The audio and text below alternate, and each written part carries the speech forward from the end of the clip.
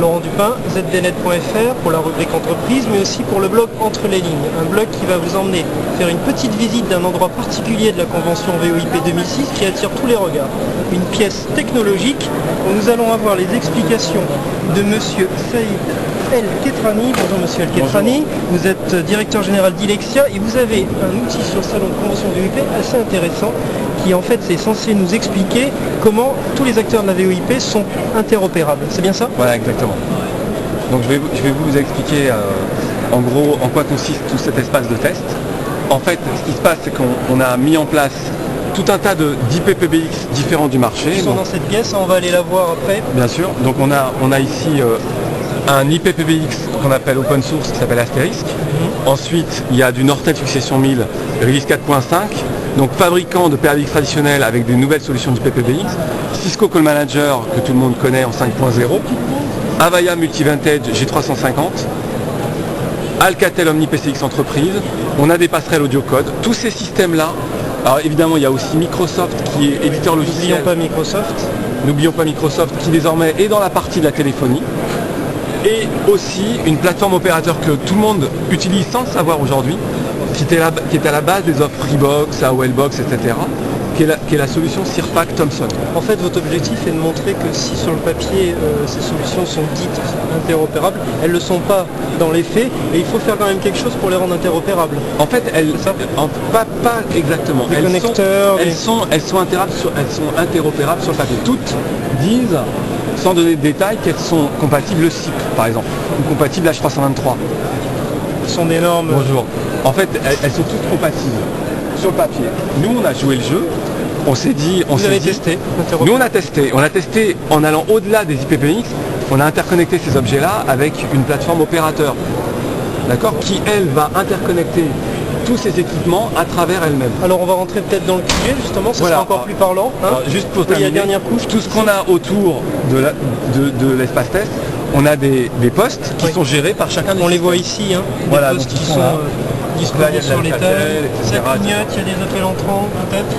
Oui, on peut réaliser des appels vers les GSM, un appel Livebox vers un poste IPPBX, un appel Livebox vers un poste Centrex. En fait, c'est un petit laboratoire ici. Hein, mais c'est complètement un laboratoire, c'est un espace on voit derrière, la vitre, on va rentrer à l'intérieur peut-être. Vous allez voir. Exactement. Donc, vous faites attention là. Alors, on est dans le QG. Voilà. Donc ici, de ce côté-là, c'est la partie, on va dire, serveur. Ici, vous avez le Sirpac, vous avez tout un tas de systèmes, notre serveur DHCP, nos serveurs DNS, etc. C'est la partie, on va dire, opérateur. D'accord? Toute la plateforme de service est ici. La gestion des appels. De l'autre côté, là-bas, vous avez les IPPBX. Alors, on peut peut-être filmer de l'autre côté. Oui, on va aller voir de l'autre voilà. côté. Donc, de l'autre côté, vous avez les IPPBX dits traditionnels. Attention, on veut bien les pieds. Oui, on va se prendre les pieds, il y a des fils de partout, c'est le but. On est dans l'univers du sans-fil. Donc là, ici vous avez l'Alcatel, ici vous avez l'Avaya, ici vous avez le Nortel. Vous avez juste à côté là, vous levez les pieds encore. Alors question intéressante en passant, parce de ce côté-là vous avez le Cisco Call Manager. Est-ce que ça correspond à une réalité d'entreprise, ce que vous testez en laboratoire ici? Est-ce que ça on le retrouve dans des systèmes d'information et de communication? Dans les grands comptes, oui. Ils ont tous ça. Bah, tous. Ce genre de foutoir, on va dire. Si on peut dire. Non, c'est pas un foutoir. En fait, chaque entreprise, multisite ou même monosite, a un PABX, un IPPBX. Dans un premier temps, un PABX qu'il migre ou pas. S'ils le migrent, ils font une évolution. S'ils ne le migrent pas, ils le poubellisent et ils en achètent un autre. Et ils vont acheter ou un Alcatel, ou un Avaya, ou un Nortel, ou un Cisco. Alors ou d'autres. Quel est le but du dispositif? Ce que vous comptez démontrer sur convention VOIP? Alors nous, ce qu'on compte démontrer, c'est que ces systèmes-là ne peuvent pas ne pas se parler. Vous avez l'entreprise, par exemple ZDNet, avec l'entreprise Ilexia. Si vous m'appelez, vous, de votre bureau, aujourd'hui, il faut qu'on puisse se causer. Mais la distinction qu'il faut faire, c'est que l'appel entre l'IPPBX de ZDNet moi j'aimerais bien qu'il se réalise de bout en bout en IP. Je veux pas que vous sortiez sur le RTC France Télécom et vous reveniez chez moi en IP. Je veux simple. Faut que ça soit d'IP de bout en bout simple. Et donc c'est ça qu'on démontre. Est-ce que les acteurs que vous testez ici, que vous avez branchés, interconnectés et rendus interopérables, aiment bien ce genre de test et d'opération? Parce que finalement vous les prenez à leur propre discours marketing, en train de tester ce qu'ils disent. Et c'est exactement ça. Et en fait, eux jouent complètement le jeu. Le système que vous avez là c'est vraiment un partenariat. C'est vraiment. On est dans un stand partenariat. En fait, nous on est le maître. C'est nous qui avons réalisé le stand. Et l'essentiel de ces systèmes-là, on les a interconnectés entre eux.